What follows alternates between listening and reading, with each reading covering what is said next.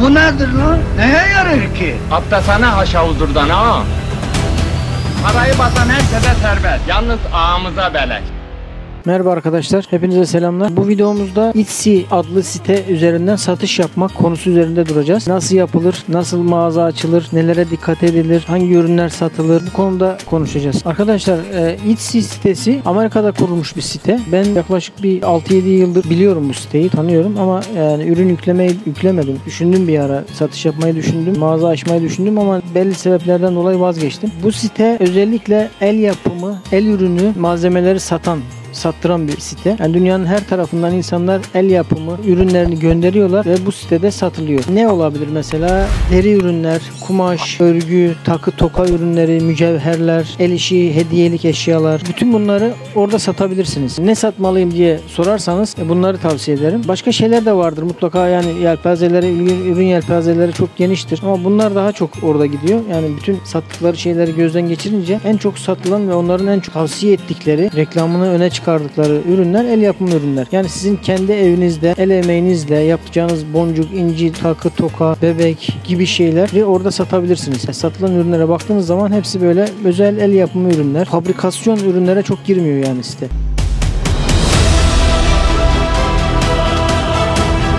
Şimdi ilk önce nereden başlayacağız? Önce ne satmak istediğinize bir karar verin. Bu siteyle ilgili YouTube'da, Google'a yazdığınız zaman binlerce sayfa var. YouTube'da yüzlerce video var. Nasıl satarım, nerede satarım, ne satarım, nasıl hesap açarım, nasıl mağaza açarım. Onları önce bir gözden geçirin. Ayrıntılarına ben o konuda çok girmeyeceğim. Ama size bir yol gösteriyorum. Yani burada sermayesiz, kendi el emeğiniz olan ürünleri satabilirsiniz. Ama önce ne satacağınıza karar verin. Bir ürününüz varsa onu geliştirin, kişiselleştirin. Yani mesela bir boncuk satacaksınız. O boncuğu üzerine bir resim çizin, bir yazı yazın veya bir bileklikse onu kendinize has bir yapıya dönüştürün. Onu alacak kişilerin benimseyeceği bir kişisel bir özellik katın üzerine. Mesela bir bebekse üzerine bir boncuk koyun, üzerine sevgili kızım yazın, biricik anneciğim yazın. Yani neyin en çok satıldığını ilk önce siteden bir öğrenin. En çok neler satılıyor ve öncelikle gündemi takip edin. Hangi mevsimlerde ne satıldığını bilmemiz lazım. Yani bu Türkiye'de de geçerli biliyorsunuz ama bu site daha çok Avrupa'da ve Amerika'da satış yaptığı için Amerikalıların neye dikkat ettiğini, mesela bunların bayramları, seyranları, özel günleri, neler satılıyor, hayvanlarının mesela bir günleri var, o günlerde hayvanlara elbise, giysi çok satılıyor veya boncuk, takı, isimlik gibi şeyler çok satılıyor. Bunları bilmeniz lazım. Yani Amerika kültürünü bir gözden geçirmek gerekir. Veya mesela Amerika'da şu anda en çok satan ürünlerden bir tanesi işte tişörtün üzerine yazı yazmak.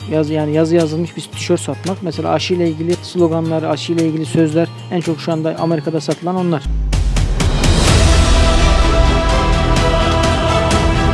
Bunun içinde mesela ipuçları var. Örnek veriyorum, bizdeki işte Ekşi Sözlük gibi, onların da Reddit diye bir siteleri var. Orada böyle dedikodular var, işte şunu aldım, şöyle oldu, şunu daha çok sattım, bunu daha çok aldım veya Amazon'un müşteri yorumlarını takip edin. Yani bir ürünün müşteri yorumlarına bakın, ne konuşuluyor, ne yazılıyor. Çünkü bir ürünü atarsınız, mağazanıza koyarsınız, hiç satılmaz. Çünkü onun mevsimi değildir. Yani mağazanıza bir ürün koyduğunuz zaman bu ürünün ne zaman arandığını, hangi mevsimlerde daha çok satıldığını bilmeniz gerekir. Onun için de Etsy'deki en çok aranan bulmanız lazım. Buna ulaşmanız lazım. İlk önce hesap açmanız gerekir. Yani Etsy'den hesap açacaksınız. Yani bir mağaza açacaksınız daha sonra. Bunlarla ilgili bir YouTube'da bir sürü video var. Onları izleyebilirsiniz. Belli bir seviyeye gelince bir firma açmanız gerekir.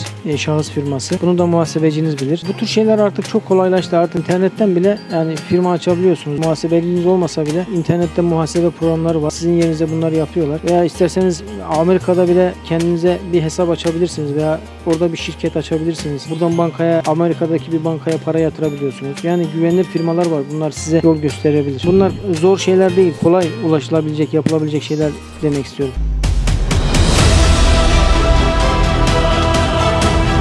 Önce ürünlerinizi belirleyin. Hangi ürünleri satacağım, hangi ürüne ağırlık vereceğim ve hangi mevsimde satacağım, bunları belirlediniz. Sonra bir logo belirleyin kendinize. Fotoğraflarınızı hazırlayın. Fotoğraflarınız ve logonuz kaliteli, güzel olması lazım. Ve kendinize bir hikaye yazacaksınız. Bir hikayeniz olmasını istiyorlar. Yani hikaye derken de şu, yani işte sizi nasıl tanıyacaklar? Nasıl başladınız? Nasıl hazırlık yapıyorsunuz? Kim size yardım ediyor? Nerede yaşıyorsunuz? Vesaire bunları orada hikayenize eklemeniz lazım. Yani bu iş aslında bir iş yeri açmak gibidir yani. Bir e-ticaret sitesinde bir mağaza açmak normal bir parfümeri dükkanı açmak veya bir tuhafiye dükkanı açmak gibi düşünün. Yani sizin her yerde bir hikayeniz vardır. O hikayeyi herkesle paylaşırsınız. Orada da Etsy'de de mağaza açtığınız zaman o hikayeyi orada paylaşmanız gerekir. Sizi tanımaları açısından bu önemli. Mesela ben burada bir dükkan işletiyorum. Bana soruyorlar sen daha önce ne iş yapıyordun? Ben de diyorum ki ben daha önce başka bir semtte aynı iş üzerinde çalışıyordum. İşte şarküteri, manav işi yapıyordum. Ortak yapıyorduk biz o işi. Ortağımla anlaşamadım, ayrıldım. O orada kaldı. Ben de buraya geldim. Burada devam ediyorum. Yani onlar sizi böyle tanıyorlar. Böyle tanımalar lazım. Demek ki bu adam bu işi yapıyor. Bu işi daha önceden yapmış diyorlar. Orada da hikayenizde işte ben memurdum, istifa ettim. Şimdi el yapımı ürünler hazırlıyorum evde eşimle birlikte ve bunları satıyorum. Bu ürünleri yapmak sevdiğim bir iş ve devamlı yapmak istiyorum. Her zaman sizin yanınızdayım. Mesela böyle örnek bir hikaye oldu bu. Neler olabilir? Mesela aklıma gelen şimdi yeni geliyor işte minyatür sanatı eserleri olabilir. Bu çok rağbet görür. Dünyada bunun hastaları çoktur mesela. Kaligrafi veya telkari sanatıyla yüzükler, kolyeler, bilezikler, bileklikler yapılabilir.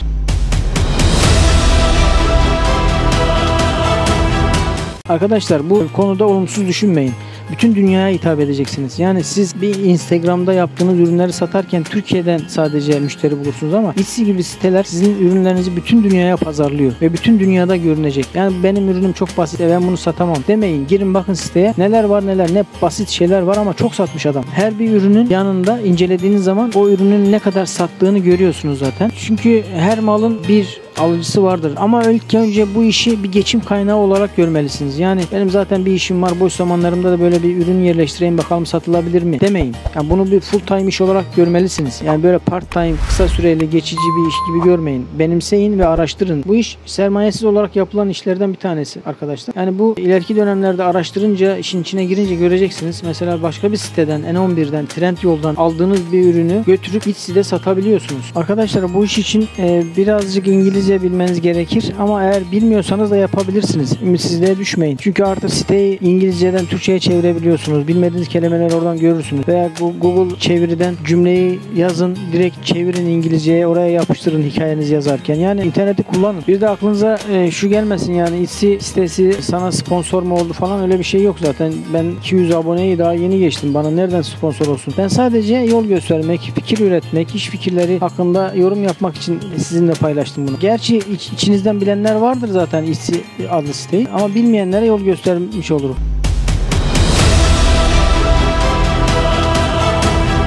Evet arkadaşlar, bugünkü videomuzda Etsy sitesi üzerinde mağaza açmak, satış yapmak konusundaki fikirlerimi sizinle paylaştım. İnşallah faydalı olmuştur. Hepinize hayırlı, bereketli işler dilerim.